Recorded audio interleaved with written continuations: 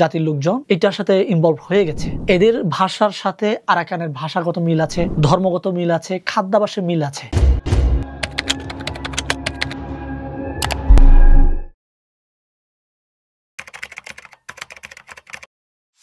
ভারত বারে বারে চাচ্ছে আমাদের পার্বত্য চট্টগ্রাম অস্থিতিশীল থাকুক।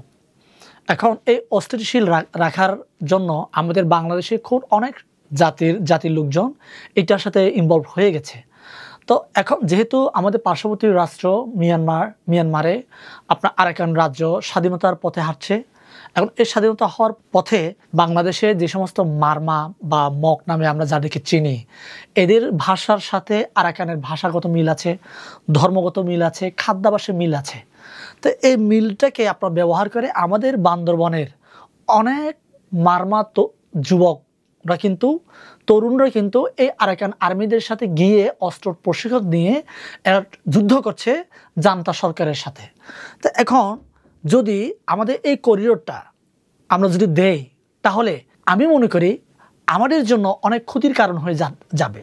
যেমনটা আমি বলছিলাম, অনেক তরুণ কিন্তু গোপনে যাচ্ছে। এখন করিডোর তো হয়ে গেলে এটা প্রকাশ্যে যাবে।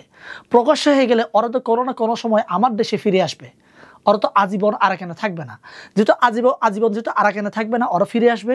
তো সেহেতু বাংলাদেশে একটা মক পার্টি নামে একটা পার্টি আছে। আপনার বিশেষ করে রাজস্থলী, আপনার যে বান্দরবনে কিছু অঞ্চলকে কেন্দ্র করে এরা কিন্তু আধিপত্য বিস্তার করে।